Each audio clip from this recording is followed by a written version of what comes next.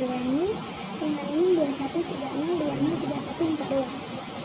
Prodi Manajemen Pendidikan Islam Fakultas Ilmu Pelajaran Keguruan. Di sini saya akan membuat tugas untuk UTS dari Ibu Dr. Humeriwati MHD.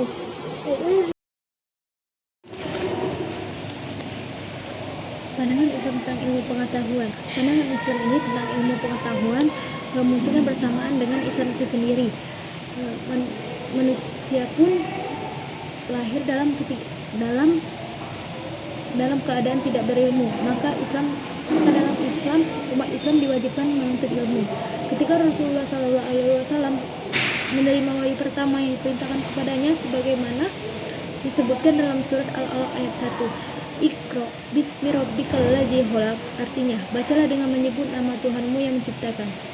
Adapun hadis tentang mencari ilmu, talabul ilmi faridatun ala kulli muslimin, yang artinya menuntut ilmu wajib atas tiap-tiap muslim. Hadis riwayat Ibnu Majah. Ilmu pengetahuan dalam Islam dipandang sebagai kebutuhan manusia dalam mencapai kesejahteraan hidup di dunia dan memberikan kemudahan dalam mengenal Tuhan.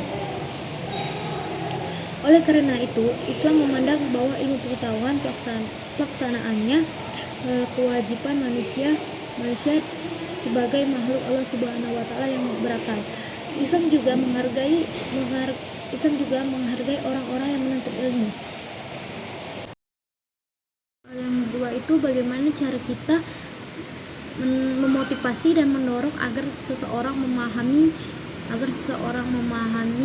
dan menyebarkan ilmu pengetahuan. Yang pertama itu caranya meyakinkan dia bahwa belajar itu bukan hanya kepentingan ilmu semata, tetapi juga menambah ilmu ketaatan kita kepada Allah Subhanahu wa taala dan Rasul-Nya. Yang kedua itu dengan cara pujian. Dengan cara pujian ini kita harus membuat dia senang serta menghindari penderitaan. Yang selanjutnya itu bersungguh-sungguh dalam mencita-citakan apapun supaya cita-cita itu tercapai. Karena tidak ada kesungguhan, maka itu suatu kegilaan. Laki-laki atau perempuan Islam diwajibkan menuntut ilmu setinggi-tingginya. Bahkan ada yang menafsirkan tutuplah ilmu sampai tutup usia. Islam pun sangat menghargai orang-orang yang menuntut ilmu dan mendorong sebanyak-banyaknya orang yang menuntut ilmu. Dikarenakan menuntut ilmu ini wajib di setiap laki-laki dan perempuan Islam.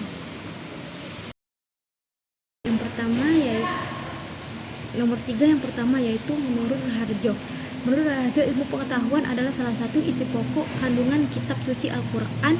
Bahkan kata ilmu itu sendiri disebut dalam Al-Quran sebanyak 105 kali.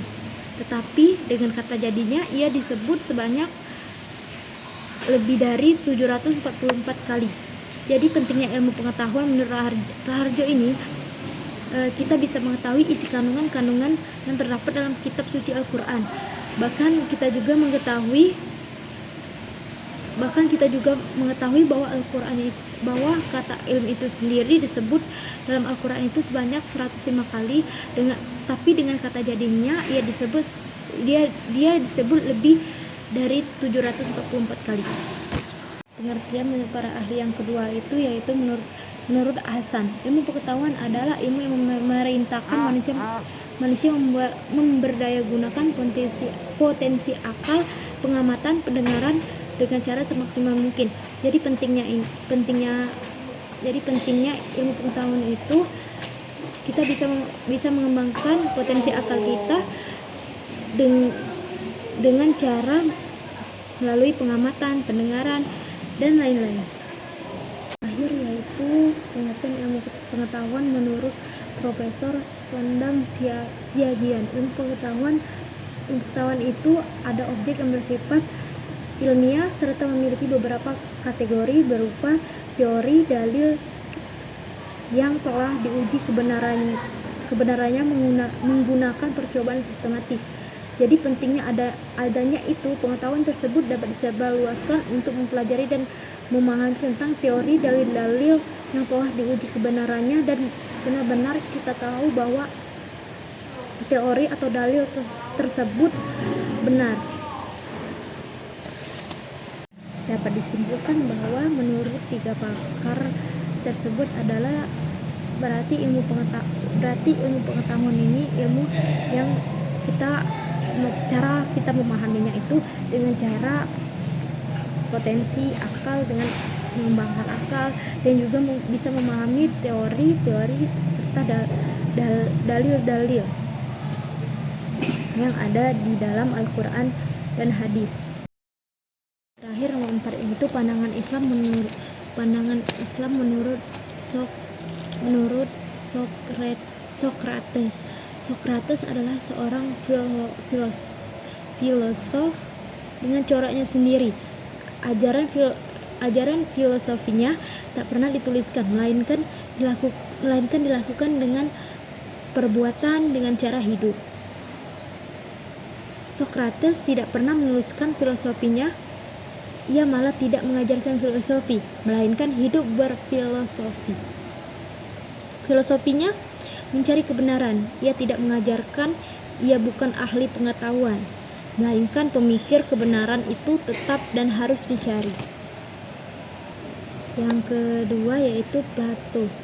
Ajaran Plato tentang etika kurang lebih mengatakan bahwa manusia dalam hidupnya mempunyai tujuan yang baik dan hidup yang baik. Plato tidak pernah ragu dalam keyakinan bahwa manusia menurut kodratnya merupakan makhluk sosial. Yang ketiga yaitu Aristoteles.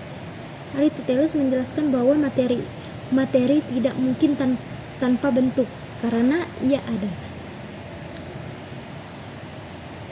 Menurut Aristoteles, logika adalah suatu sistem cara kita berpikir deduktif yang bahkan sampai saat ini masih dianggap sebagai dasar tentang logika formal.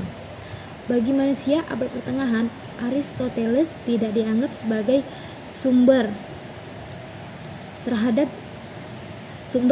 logika, melainkan dianggap sebagai sumber utama sebagai ilmu pengetahuan.